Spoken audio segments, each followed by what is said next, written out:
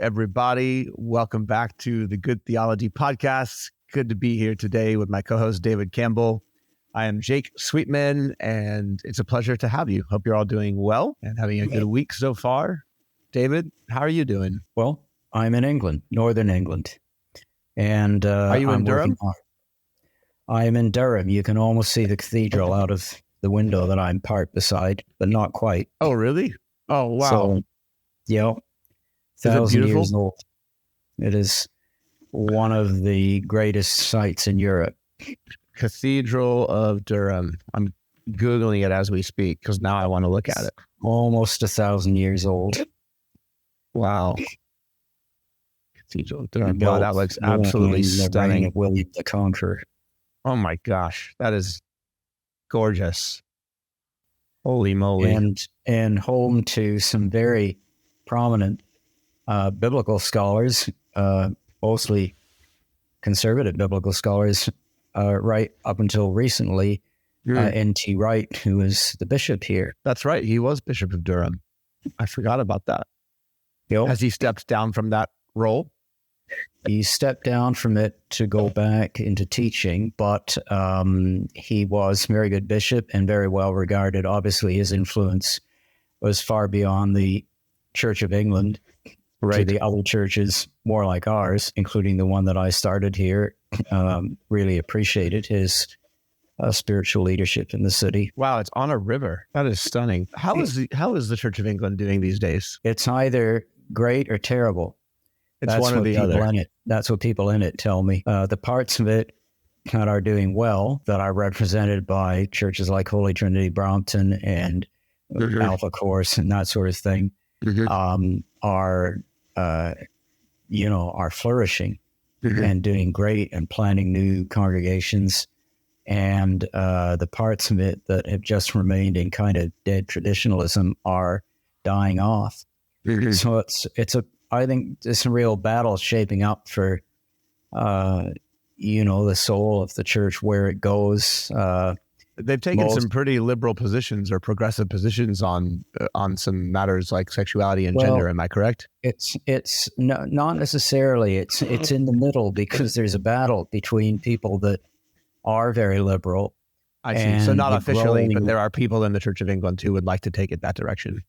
There certainly are, but there are also others, including now many people in positions of influence, right up to including the Archbishop of Canterbury, who are far more conservative, right, and who realize that that road is the road of extinction, right. So here's hoping that there. I mean, all I can say is, when I lived here 40 years ago, I didn't hold out much hope for the Church of England, but God has definitely done some extraordinary things. There are many Anglican churches you'd walk into. It could be, the type of church that we usually frequent, like a C3 church or something. There isn't much difference. Maybe the difference is in the surroundings if they've got an old building, but as far as the worship and preaching is concerned, it's very similar, which I think is fantastic. Yeah. So, yeah. Well, you know what? I'm here to open up. I did open up. I had the honor of opening up our own church that I started in 1980, has opened a second building. They already have one really nice building, but they've outgrown it. So they've opened up a second building. Wow. It's a stunning auditorium, state of the art. And it's just such a joy to see it full of people and full of young people and people coming to Christ and the Holy Spirit moving. It's just been absolutely amazing. That's amazing. Yeah. Will they keep their previous building, or are they going to sell that? Yeah, they got both. So they're doing like multi-site. Well, it's the multi-site are a couple 100 feet away from each other. Oh, wow. So they're using the older building for their children's and youth ministry, and the congregation's grown too big for that. So they moved over literally across the parking lot. Wonderful. The new place. So cool. It's very, very exciting to see. That's awesome. What's the pastor's name there? Pastor's name is Alan Bell, and he has hacked away faithfully for 30 years and just carried on in his vision and he has done an amazing job. So, Amazing. And they've 30 got years of faithfulness, no overnight explosive growth, just plodding along, making disciples, and doing the work of bit, God, yeah, taking territory. He's doing it. He's a hero. he is a hero. Yes. And let that be an encouragement to every pastor that listens to this podcast. And there are many of you. Most of you do not have stories that are overnight explosive growth. And maybe you get discouraged and you feel like you're doing things wrong, or you're in the wrong place or the wrong context. And you just have to be willing to stay faithful and do what Christ commanded us to do, make disciples and work in step with the Holy Spirit. You're going to bear fruit, just like Alan is bearing fruit. It's so awesome. I love that. It's really great. All from seeds that you sowed, sir. Well, me and others. So yes, but it's you as great the to lead, read you as the lead elder. I was the lead elder. Oh man. Well, I'll persuade you on this before the Lord returns. And after the Lord returns, it'll be very clear that I was right and you were in the wrong. So I'm already persuaded. We have no difference in this regard. It's just terminology, which I can very easily come around to. But I'm already persuaded. We operate in very much the way that you described in that previous episode. I'm just kidding. I'm kidding you. Oh no, I know. Yeah. I don't like making unilateral decisions. I think it's not only does obviously have its dangers, but it's too much weight. Obviously sometimes a decision has to be made, and you can't do everything, and you can't make every minor decision. It doesn't always require a committee, but on the whole, I'm totally with you without question. So we've been going through this book from Nancy Pearcey called "Love Thy Body," which is a helpful book, and Nancy Pearcey's starting point is somebody who was discipled by Francis Schaeffer. Francis Schaeffer wrote, I always forget exactly how to say the title. Was it How Then Should We Live? Is that right? How should we then live, I think. How should we then live? Yes. I always want to go, how now then should we live? Yeah. Anyway, and he popularized the description of secular culture as thinking along a dualistic line in terms of upper story, lower story, and how there's public fact that's agreed upon. These are things that can be worked with together in terms of building society. And then there's private value, and those two things are to be kept separate from one another, which of course doesn't work because we're all bringing our private values into the public space, whether we realize it or not. She's taken that observation and is pointing out how that applies to a lot of the way that we think about things pertaining to the human body, hence the title of the book, Love Thy Body. So she goes through all different kinds of subjects that you would anticipate, a book like this to talk about, things like abortion, which we covered last time. In chapter 3, she covers euthanasia, the fertilization of embryos, and how those are treated. And then even gets into transhumanism, which is really interesting. And with the recent developments in AI, feels pertinent, maybe more so than ever. I also just watched the recent Guardians of the Galaxy movie. And so as I was reading it, it reminded me a lot of that. I don't know if you saw that movie or not. Are you a Marvel movie fan, David? Well, I have one or two kids that are, but so I went with my son James to see a couple of them, but that was some time ago. I see. So to say I'm a fan would not be accurate. Right. I'm not saying I'm opposed. I'm just not. You don't watch them up. Yes, totally. But you wouldn't expect me to be into it, would you? Not necessarily. Although you do surprise me sometimes. So we could go through each of the things that she talks about in this chapter, euthanasia, embryos, and transhumanism, and perhaps we will. It's the same basic premise that she's applying in terms of we have the upper story, which is the mind, and we have the lower story, which is the body, and how that ties into personhood theory. And we set all of these arbitrary benchmarks for when somebody qualifies as a person. Just because somebody is biologically human doesn't mean that they are a person, and therefore this is what we use to justify abortion. This is what we use to justify euthanasia. This is what we use to justify our treatment of fertilized embryos. And what we're using. As we progress further into it, I'm sure we'll discover that it bears on the transgender issue, because if you regard the physical body as sort of secondary and of lesser value, whoever the essence of who you are, the person, quote unquote, that you are, is unrelated to your physical body. Therefore, it stands to reason that you could declare yourself to be anything from, male, female, something in between, or a monkey, as far as that goes. And so it's the thread of that kind of runs through a lot of these things, and nobody has ever subjected the concept to rigorous analysis. It's absolutely impossible to prove that the person is distinct from the physical body. And as a matter of fact, the reason you can't prove it is because it's patently ludicrous. Because if you don't have a physical body, you don't have a person that's floating around independently of the physical body. When the body dies, the person dies. So it stands to reason that the person and the body are intimately connected, even though who we are transcends the merely material. Mm-hmm. Who we are cannot be divorced from the material. And Christians are sometimes accused of being, anti-body. Mm-hmm.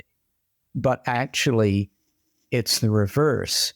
Christians are one who affirm the physical body. Mm-hmm. And the reason we do so is because we're created in the image of God, as Genesis says, male and female, which mm-hmm. actually means we're created as physical beings in the image of God. And the whole concept of the Hebrew Bible from beginning to end is that we are holistic beings, and that our physical dimension is an integral part of who we are. Mm-hmm. And where we get the separation of body and spirit is not from the Bible, but it's from certain elements of Greek philosophy. And I've always maintained, and in my book called Exodus, I've written a whole chapter in it, which seeks to demonstrate how critical theory, social justice theory, actually has its roots in Greek mythology and Greek religion. And it goes back to the same kind of realm as this personhood theory does. So we as Christians, although we may be portrayed as, party poopers and you can't do this, that, and the next thing with your body, whatever you want to do, actually Nancy Pearcey points out that the people who separate body from person wind up despising the physical body.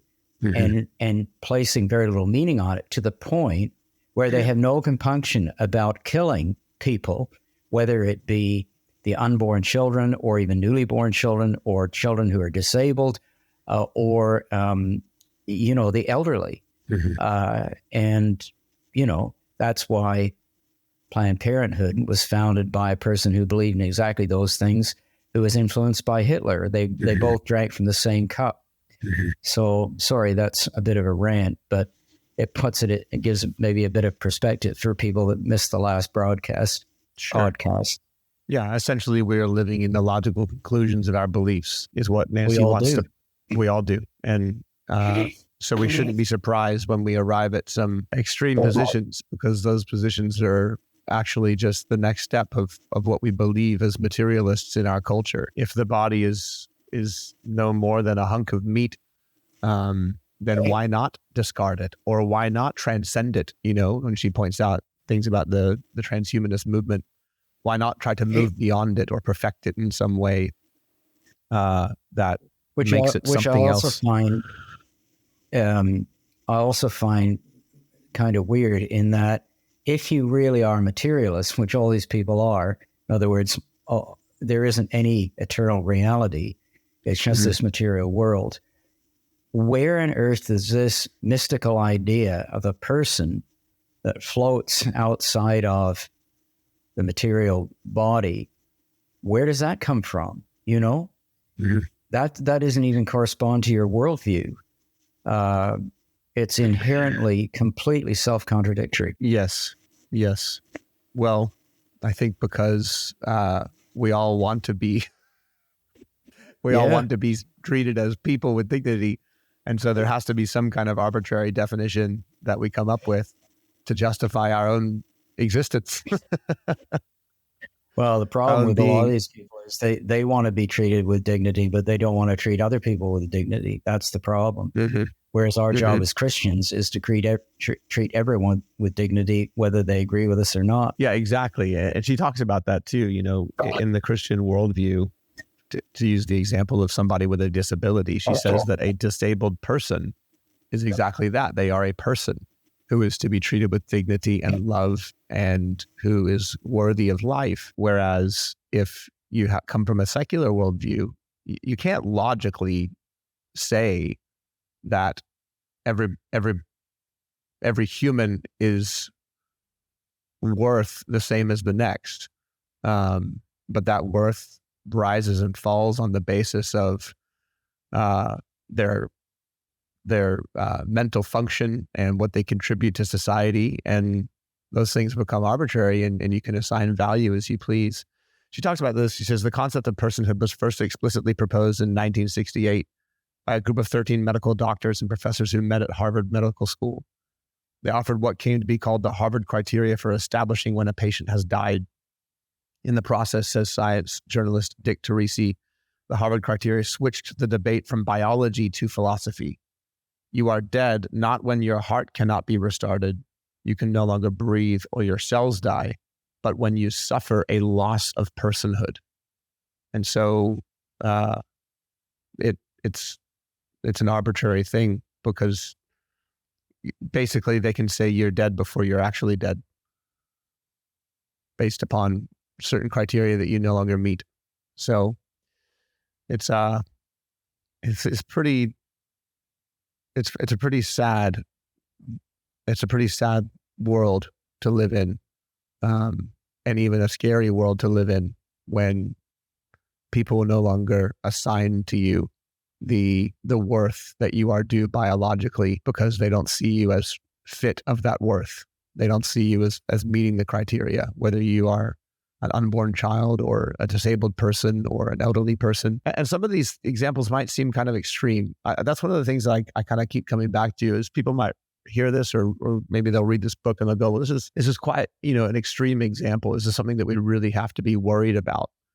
And I would say, well, one, in lots of instances, these things are happening. The obvious example is abortion, which we have sanitized, to be something that we could talk about with low levels of concern if we're not switched on to what abortion actually is.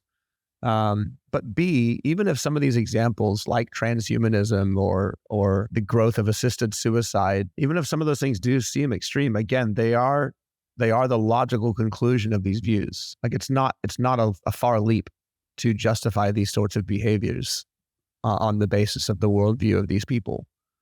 And so it's something to be genuinely concerned about. Wouldn't you agree? Yeah, absolutely. When you're sanitized, prospect of death, I mean, there were lots of people in Germany that were sanitized to the fact that Jewish people were being slaughtered. Right. When you sanitize that, I think, look at the way that the Russian leadership treats its soldiers. They talk about sending them into the meat grinder. They're sanitized to death. They don't care. They place very low value on not only on the people that they're attacking, indiscriminately killing women and children and so on, but even to their own people. It's just, but Russia has a long culture of unlimited abortion under communism. And that's all part, I think, of, Stalin killed off multiple millions, more than Hitler even did. in his rule. And so you have a whole culture, a whole society of death that has become used to death and disrespect of human life.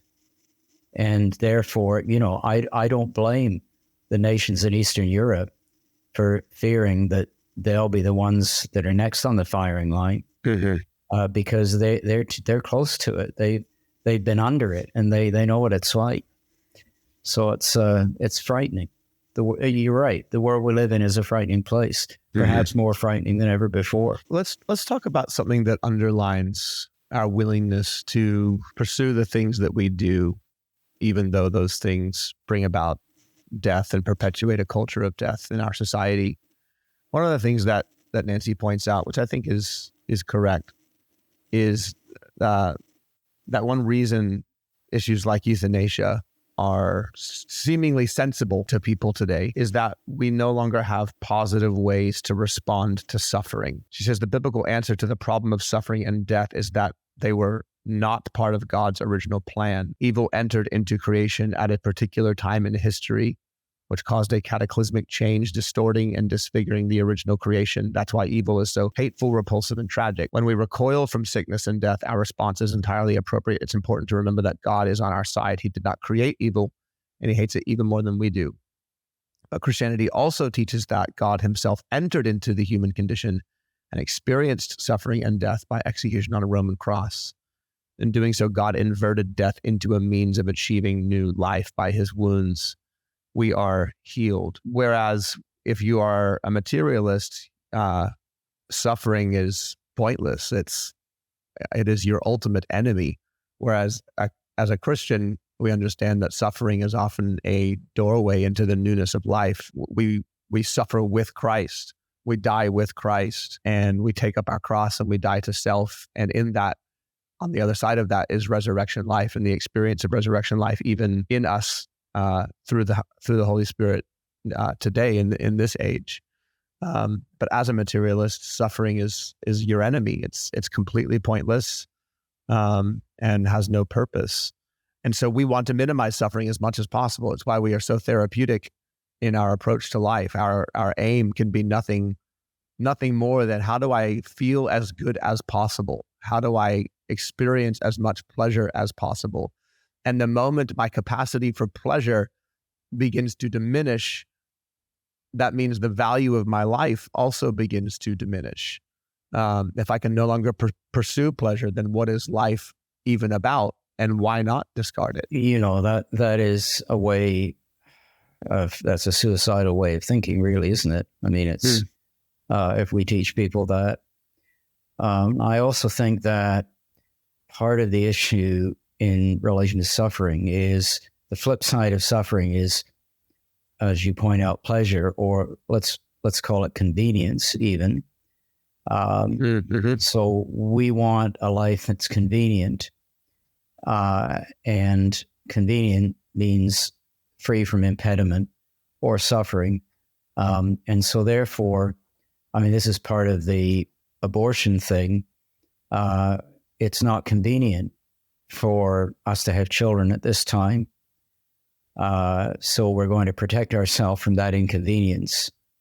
And so you kill someone else. In our theology, you kill someone else for the sake of your convenience.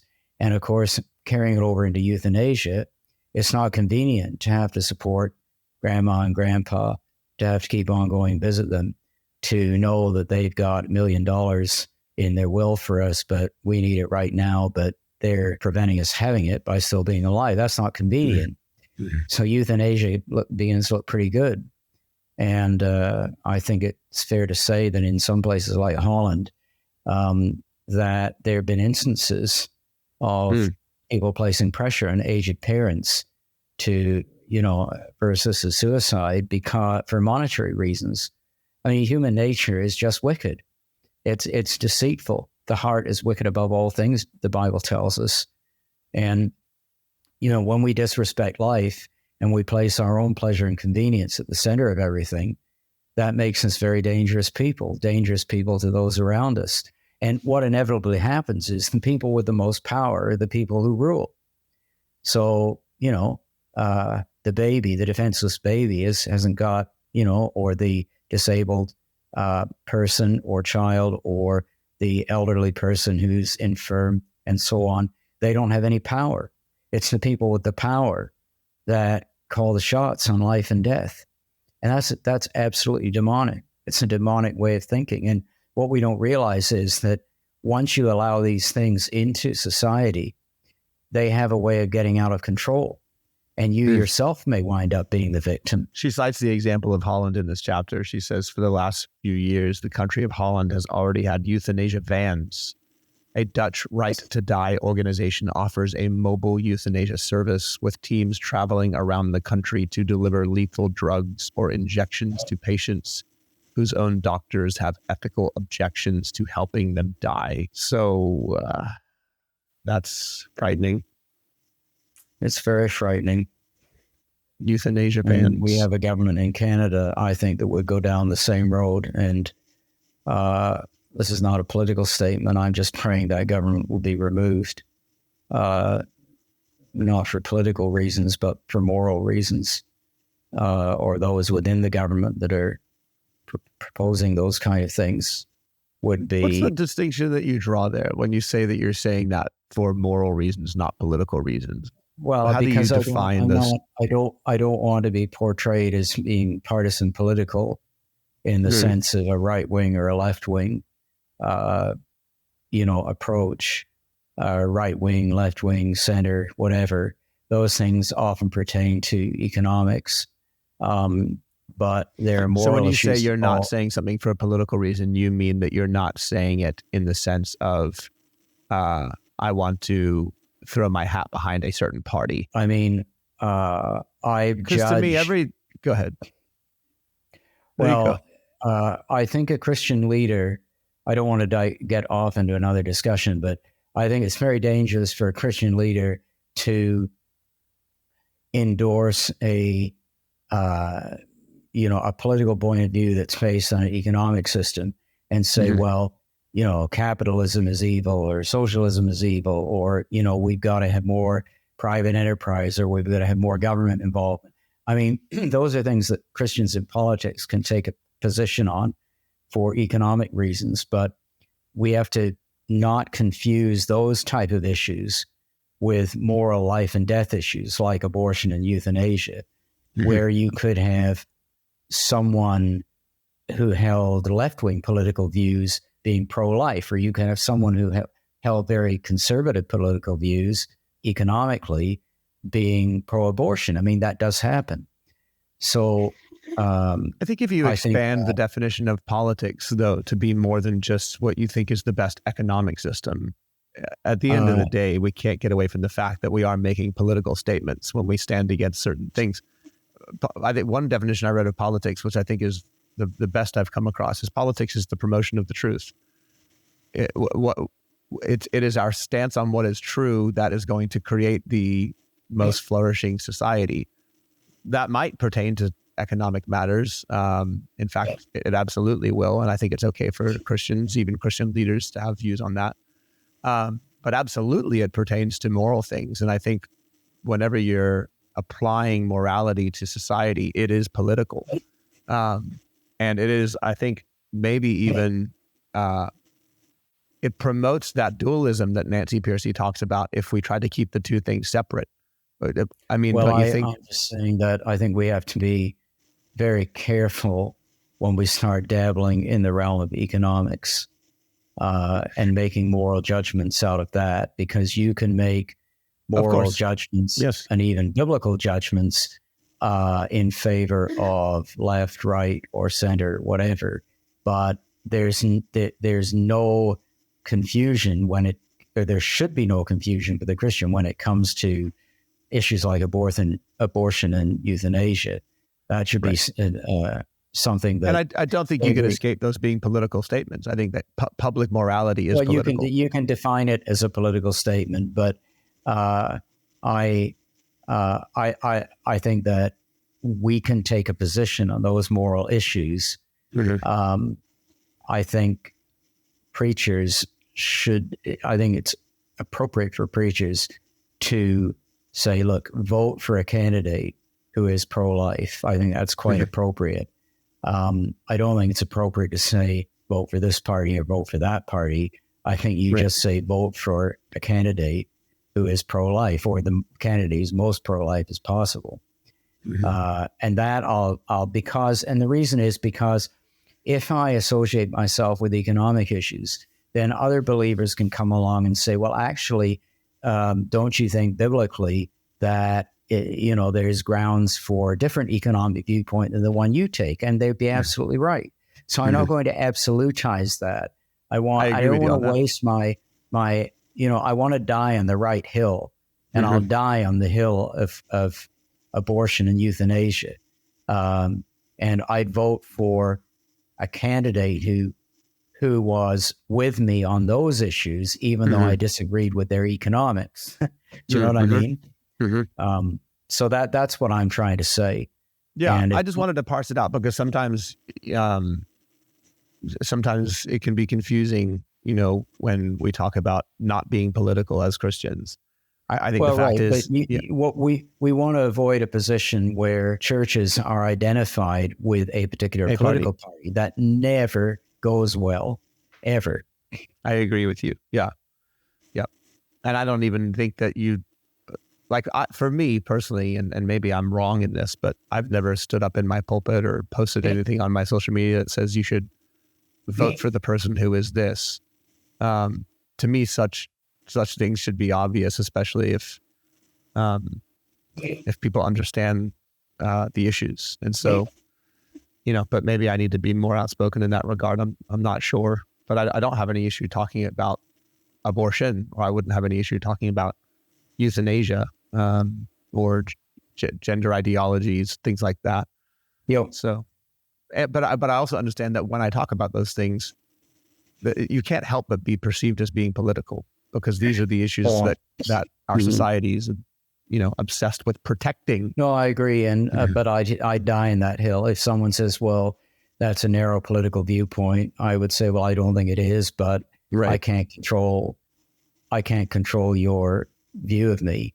I just think it's a matter of eternal moral truth. Exactly. And politics is the promotion of the truth. I think that's a great definition. If politics is the promotion of the truth, then we're a long way from what it ought to be in most countries. That's exactly right. Yeah. I got that from, where did I read that? I read that in the foreword to one of Carl Trueman's books, his Rise and Triumph of the Modern Self. But he had a shorter version of that book called Strange New World, which is obviously a play on Brave New World. And the guy who wrote the foreword to that, in fact, I have it right here. He says, if our sexuality is our deepest and most important inner truth, and politics is about the promotion of the truth, then it was inevitable that sex would be politicized. So essentially, because of the inward turn we've taken when it comes to the seeking of truth, and we now live in a postmodern world where what is true for me is my truth, and what's true for you is your truth. And sexuality is one of our most important inner truths. Then it was only a matter of time before the political realm had to step in and protect certain sexual preferences and classes. So it's a very keen insight, I think, into how we got to where we are. So, and for those of you who haven't read Carl Trueman's Rise and Triumph of the Modern Self, highly encourage you to read that. And if you've got a little bit less time on your hands, then this shorter version, Strange New World, is good as well. So anyway, I digress. We've wound up in an entirely different book at this point, but along similar lines. Where were we? I think we were talking about suffering. Am I right about that? You were talking about suffering, yes, sir. And then you were commenting on suffering as well. And yeah, well, I think that, the simplicity of the point is that in a materialist worldview, suffering is completely pointless. And life is only about ridding ourselves of suffering, which connects into the transgender movement as well, because the motivation behind sex reassignment surgery and hormone therapy and all the things that go along with that is the minimization of mental suffering. There's a suffering that's going on in the mind, and it's put forward that the remedy for that is to change the body. And again, that's that personhood theory thing, right? Like the body is the thing that needs to be messed with. Right. Because the body doesn't have relation to the person is. Exactly. Yeah. Except it does. Mm-hmm. Yeah. And you can't get away from it. Once upon a time, the answer to that dilemma would have been to let's address the issues going on in your mind.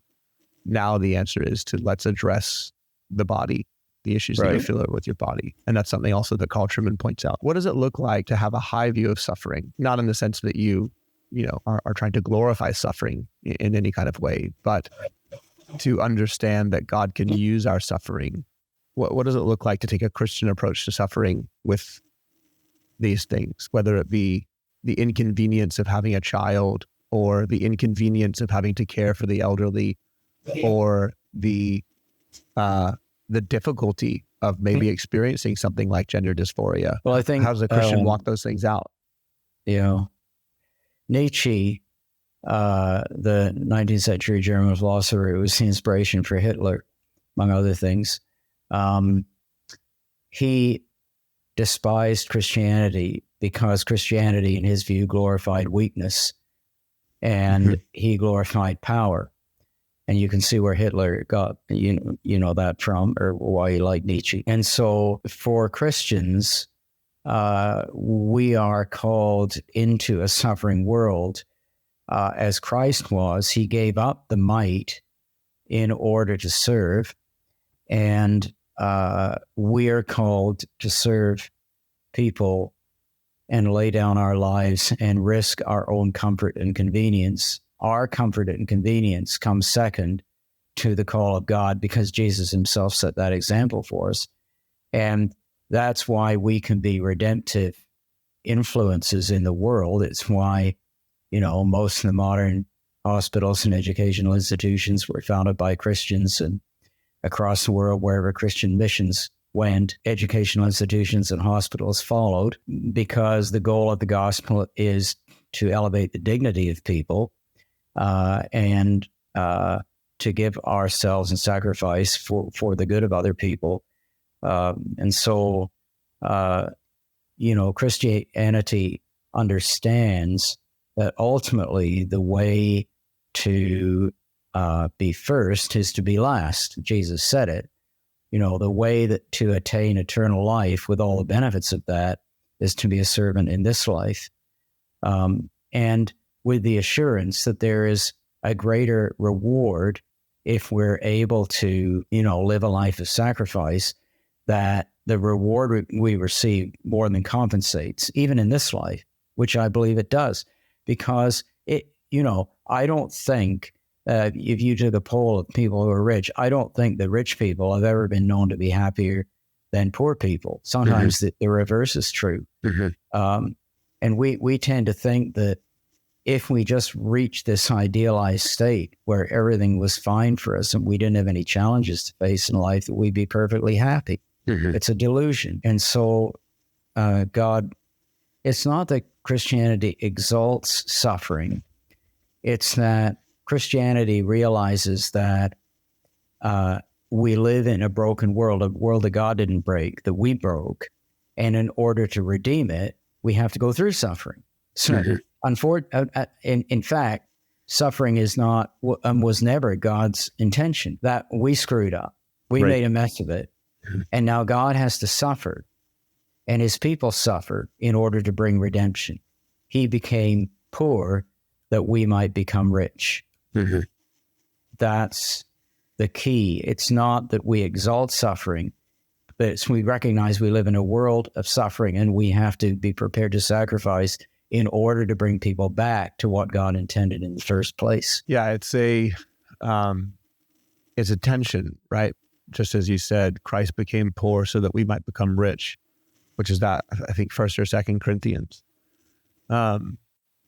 But our understanding of that has to be that we join Christ in his poverty in many respects. In other words, as you said, we sacrifice. We die with him. There is a death to self that comes along with being a servant of others. But in that, we know, because of the promise of resurrection and the reality of resurrection, we know that we do not ultimately lose, not in this life nor in the next. In fact, Jesus himself said those who have given up family and houses will in the age to come and now receive a return of multiplicity of those things. Not in the sense that you'll, own 17 mansions, but that you will inherit the family of God and never be without a home, never be without the family. And however else God decides to bless and provide for you, great. However faithful you can be with what he's given you and increase it, great. But no matter how much you increase, Christians are never trying to run away from the embrace of servanthood. And with servanthood comes a certain level of suffering. And that's what redeems it. Without the belief in God and without belief in resurrection, there's nothing to be gained by embracing suffering. There's only pain, and pain has no upside. Yeah. which makes life really dismal, because life has a lot of pain. Well, it does. And actually, the fact is that if we follow Christ in the way of the cross, the joy that we receive far outweighs any cost. Mm-hmm. Whereas people who spend a life trying to avoid inconvenience, suffering, people who try to insulate themselves, wind up, I think, living very unhappy lives, and probably lives full of fear and without a lot of friends. That alone, that it's worth being a Christian just for the friends you get out of it. Because church is, or should be, the most relational place on earth. And we have we have richness of friends. Whereas when you look around you, there's tons of people that have none, mm-hmm. or very, very few. It's just really sad. We were visiting our daughter who lives near here, one of our daughters and her husband. And, they're just starting out. They're young, and they're renting a house in a really quite a rough area. And you listen to the way that the people are yelling at each other and talking to each other and yelling at the kids and all the rest of it. And it's just, you think this is not the way God designed people to live. Mm-hmm. Mm-hmm. Well, I think there's something really deep to that, right? Because apart from God, people can only be a means to an end. The basic belief of Darwinianism and things like survival of the fittest means that your use for another person is just for survival, whether that be through procreation, with a man and a woman coming together. At bottom, it is just about using one another for the perpetuity of your species. And the same would be said true on a non-romantic level, just on a friend level. Ultimately, people are just a means to an end apart from God.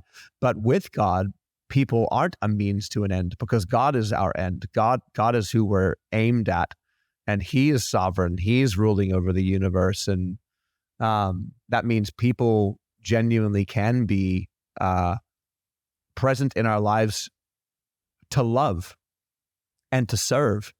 And I don't need to get anything out of them. And that is an entirely different paradigm of viewing people. And whether people realize it or not, in a materialist worldview, the best you can do with somebody is just to use them. Mm-hmm. It's always going to be self-serving in some way. Well, sure. If life is all about protecting myself from suffering and living the life that's most convenient for me, mm-hmm. then all you're really doing is using everybody around you. And fortunately, even people who have that worldview, fortunately, they don't consistently live it out. Usually, there's enough good in them, mm-hmm. because people that do nothing but use other people as horrendous. But that's the logic of Exactly. The kind of philosophies or worldviews that we're being presented today, including critical theory, which is, everybody for himself or themself or, he, she, they, them, whatever. Everybody is in it for your own benefit, and you want to protect against anybody intruding on what's going to benefit you. And it's just the most extreme version of this is what actually Nancy talks about in this chapter when it comes to harvesting of organs from unborn children, stem cell applications from embryos. This is the ultimate evil demonstration of using people as a means to an end. Sure, or in the Chinese Communist Party that harvests organs from prisoners. It's absolutely satanic. I did not know that. That's been going on for years. It's a public fact. I mean, there's no debate about that. So yeah, it's awful. Yeah. Thank God for Christianity that can liberate us from such a tyrannical worldview of seeing people as something to use, and rather brings us into depressing. The domain of seeing people as someone to serve. And in that is joy, true joy. And Christianity can save the world. There's no doubt about it. Okay. I think that's enough for today. David, thank you as always for a conversation. Thank you everyone for listening. I do encourage you to grab a hold of this book, Love Thy Body. It's a great read. And as always, if you have time, give us 5 stars wherever you listen to podcasts. Leave us a review. We'd love that. Follow along with us on YouTube as well. YouTube.com/goodtheology. God bless you all. And we'll see you next week. Bye-bye.